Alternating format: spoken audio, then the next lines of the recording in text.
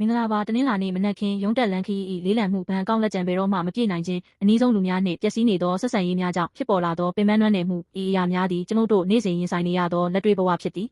ဖျားเจ้าတွင်ယုံကြည်ခြင်းအကြောင်းဟောပြောကြတော်လဲရိုးရိုးသားသားပြောရလျင်ဤယုံကြည်ခြင်းကကျွန်ုပ်၏ပျက်စီးနေသောဘဝကိုညီတို့ကူညီပေးနိုင်မည်နည်းဟုမေးမြန်းမိသည့်အခါများပါသည်ဘာသာရေးဆိုသည်မှာစာအုပ်ထဲတွင်ထုတ်ပိုးထားသောအသိပညာရှေးဟောင်းပုံပြင်များသို့မဟုတ်သိဆုံးပြီးနောက်ဝေးလံသောအနာဂတ်တွင်သာသက်ဆိုင်သောအရာများဟုထင်မြင်မိတတ်သည်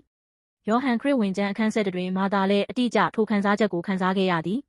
သူမ၏ညီလေးလာဇယုသည်ယောဂဖြင့်သေဆုံးပြီး4ရက်တာကြာခဲ့ပြီးထိုချိန်ကဂျူးလူမျိုးများက4ရက်ကြာလျင်ဝိညာဉ်သည်လုံးဝထွက်သွားပြီးမြည်သည့်အခါမှပြန်မလာတော့ဟုယုံကြည်ကြသည်စိတ်ပြည့်ခြင်းအပြည့်အဝဖြစ်ခဲ့သည်ထိုချိန်တွင်ယေရှုခရစ်တော်ရောက်လာတော်မူသည်မာသာကယေရှုထံပြောသည်သခင်ယေရှုနောက်ဆုံးနေ့ရှင်ပြန်ထမြောက်ခြင်းအချိန်တွင်ကျမညီပြန်ထမြောက်လာမည်ကိုကျမသိပါသည်သူမသည်ရှင်ပြန်ထမြောက်ခြင်းကိုဝေးလံသောအနာဂတ်တုန်တင်ချက်အဖြစ်သာနားလည်ထားခဲ့သည်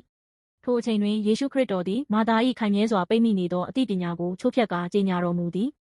ငါသည်ရှင်ပြန်ထမြောက်ခြင်းဖြစ်၏အသက်လည်းဖြစ်၏ငါကိုယုံကြည်သောသူသည်တေလျက်ရှိတော်လဲအသက်ရှင်လိမ့်မည်အသက်ရှင်လျက်ငါကိုယုံကြည်သောသူသည်ထာဝရမတေရ၏အရာကိုသင်ယုံကြည်သလော25-26ကျမ်းပါယေရှုခရစ်တော်ကရှင်ပြန်ထမြောက်ခြင်းဆိုသည်မှာဝေးလံသောအနာဂတ်ဖြစ်ရမဟုတ်ယခုသင်ရှေတွင်ရက်နေသောငါဖြစ်သည်ဟုမိန့်တော်မူသည်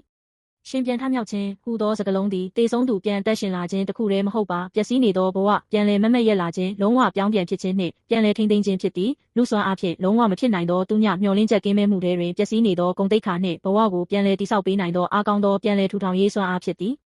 ယေရှုခရစ်တော်သည်ကိုတော်တိုင်လက်ဝါးကပ်တိုင်ပေါ်တည်ဆုံးပြီး3ရက်အကြာရှင်ပြန်ထမြောက်လာခြင်းဖြင့်ဤနှုတ်ကပတ်တော်များကိုသက်သေခံတော်မူခဲ့သည်ကိုတော်သည်အသက်ရှင်ရာအရင်းအမြစ်ဖြစ်ကြောင်းကမ္ဘာတဝန်းလုံးကိုပြသတော်မူခဲ့သည်ဤယုံကြည်ခြင်းရှိသူများသည်ယနေ့ရှင်ပြန်ထမြောက်ခြင်းတန်ခိုးအားဖြင့်အသက်ရှင်နေကြသည်ယေရှုခရစ်တော်၏လက်ဝါးကပ်တိုင်ပေါ်တည်ဆုံးခြင်းနှင့်ရှင်ပြန်ထမြောက်ခြင်းကိုယုံကြည်ခြင်းဆိုသည်မှာသမိုင်းဆိုင်ရာအချက်လက်များကိုအသိပညာအဖြစ်သိရှိယုံမျှမဟုတ်ပါကျွန်ုပ်တို့၏နေ့စဉ်ဘဝအစိတ်ပိုင်းတိုင်းတွင်အသက်ရှင်တော်မူသောယေရှုခရစ်တော်ထံအသက်ရှင်သောတုံ့ပြန်မှုပြသပြီးလှုပ်ဆောင်ခြင်းဖြစ်သည်ငွေကြေးအခက်အခဲဒဏ်ရာရရှိနေသောဆက်ဆံရေးယောဂဗန္နာရှိရာနေရာများတွင်ယေရှုခရစ်တော်၏အသက်ပေးသောတန်ခိုးဖြင့်ပြန်လည်ထူထောင်လာခြင်းဖြစ်သည်